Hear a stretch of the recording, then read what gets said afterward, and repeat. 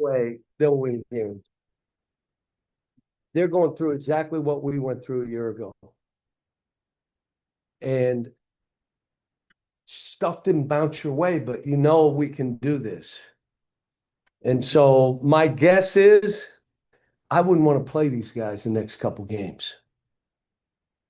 Um, we go 2 for 17 from the three and eke out a game. And my two freshmen played well. I thought DJ did a great job on pack. Billy and Carter, our 8 guys, all 8 played well, gave us something. So, but I'm going to say it again. I've been there a year ago. Then all of a sudden you start winning games and you look around and you're right there. I'm just happy we won't play them. Go ahead.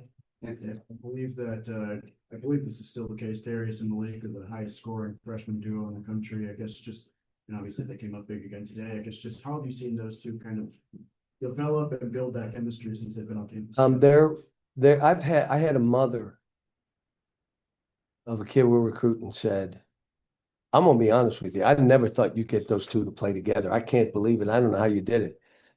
But that's getting really good players to give up something, to be about each other. That's what we do. So when you say having 2 freshman guards, Malik Monk, De'Aaron Fox, John Wall, Eric, but I can name about 12 other pairs that they grow to love each other and respect each other. And today, Malik Thomas is the one that separated the game for us. We were struggling to get baskets and he just drove and got them. Matt. Thanks. Coach Malik, when we just spoke to him, he said this was a character building win. Did you get that sense on the road? The environment was getting there. I mean, what does this win do for your team? I like the fact that we went 2 for 17 and won. So that here's what happens. You can't be down about skill stuff. You just got to play through. But all the easy stuff, running the court, spacing where you're supposed to, being shot ready, sprinting, defending, rebounding in traffic, yelling for ball. It takes no skill. It takes no confidence. Be confident. It doesn't take that. It's just energy and effort. And then your offense will show because you're building your own muscles by doing it that way. And it's just taking time to get them to think in those terms. Do the easy stuff really hard.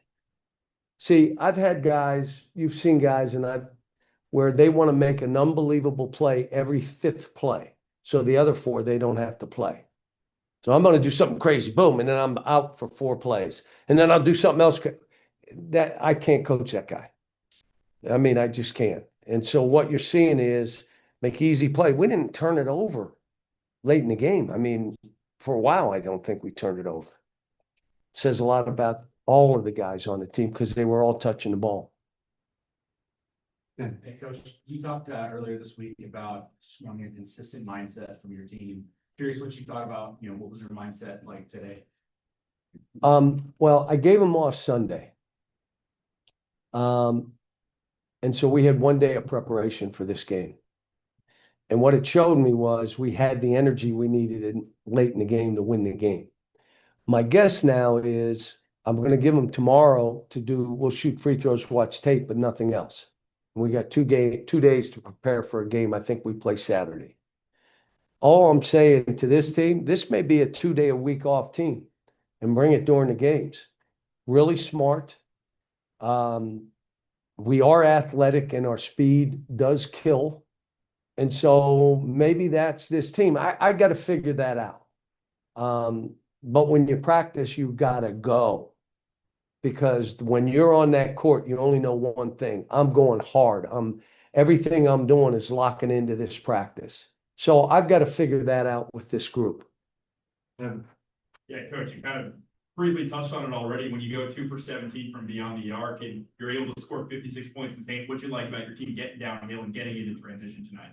Well, I got a couple guys that are so good going to the rim, but they got that bag of tricks over here that they got to grab into and shoot contested threes. Like, why? When you go to the rim, you're either dunking it, grabbing, and one, Why would you do it? Well, you know, that's part of me. I can really, okay, now you're 0 for 4. You could have had 8 more points, maybe 9, 10, because they would have fouled you. It just, they'll get it, but they got to keep sticking their hand on the stove and just say, come on, man. And one of the things I told them this week, the guys that have played for me, we're coaching individual players to be their best. My staff adds value to individual players or they're not on my staff. Well, they'll say, well, you don't care about winning. Well, you probably haven't watched me coach or been in a practice. You can say that. Not true.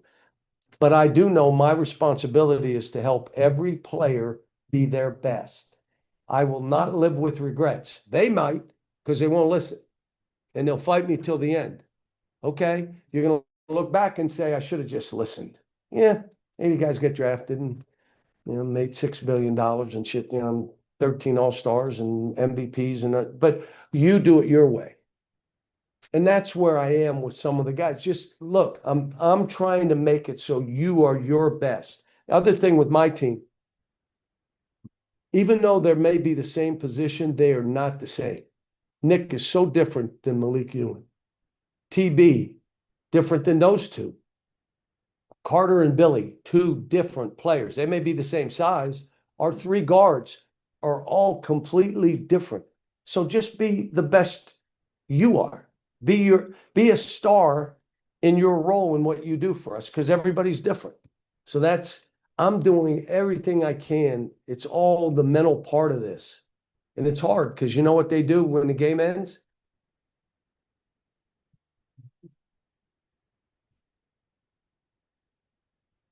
You guys scored 56 paint points tonight. I guess just how big of an emphasis was that for you guys going into this game? And I guess just what kind of led to that? It's been an emphasis every game we play. The biggest thing is you can't come down when they're set defensively and mess with the ball and think you're going to touch the lane. If they're back there, just pass it and cut and move and play. And then you can touch the lane. But it's hard because the guy that catches it, he's got to show his bag of tricks before he passes. And it's not one guy.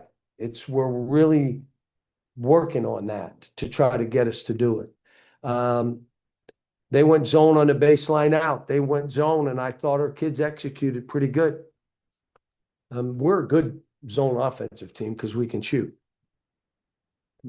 Yeah, second straight game that one of your freshmen has gone from quiet to turning it on in the second half. What do you think it is about Malik Thomas that it's so easy for him to do that? Because he has an otherworldly belief in himself, confidence. It's not normal. There is nothing I can say that will make him think you can't do something. I won't even try. I'll just look and smile. You say, why would you call that timeout when he had one more free throw? Because I had all the faith in the world he was going to make it. But I also wanted to tell the rest of the guys, if he misses, we're going to foul. We're not going to give him a chance for a 3. But I said, he'll make this. And now look at me, don't foul up 4. Because I figured somebody may try, but they didn't, so. Yeah, Cal, sorry, I've got one unrelated to tonight, but you were here for a couple of the Thunder's playoff games, you know, following Shea and Kaysen. What was it like kind of following their run in the playoffs? Well, first of all, they're both unbelievable teammates, and they were for me. Unbelievable families that got them to understand it's not just about you, it's about everybody. You go do your thing. But how about Shea giving up money that would have been his that he gave to the team so that they could pay other guys and give them more? How about Casey Wallace ends up being Defensive Player of the Week? Think about it. Now, you understand he could score. But he's doing whatever they want him to do. Unbelievable teammates. Shea was so locked in this summer to coming back and doing a repeat of what he does. It was like I can't even get a hold of him right now. And that's unusual. If I text him, I got to call, I text his mom. I mean, you know, she's still got the same number. But you know what? I respect that. He is so locked into his team and his own family. Both of those two, I'm so proud of them and what they've been able to do. And, what they did for me and my family. Final question, Jeff. John, obviously, the next game is Kentucky. I think you were open with us last year about the emotions going into it. Or, is it just another game now that they're coming home to Bud Walton, or are there still gonna be emotions for the likes of you, DJ, some of the other? I don't think so. But what I would say, it's the next game. And we're in a different position. We kind of flipped the switch. Like last year, we were like, what were we when we went to play them? And then we got them pretty good, but we were 1-6. Somebody said it was, I didn't care who it was. We needed to beat somebody. And now the only significance of the game to me is we need to keep winning because let's stay pace with what's going on and people around us. And they're playing great. Mark Pope's doing a great job. He is. Look, for them to struggle and then to him to get him going, he's the right guy for that job. He is. That's good. Absolutely. What else we said?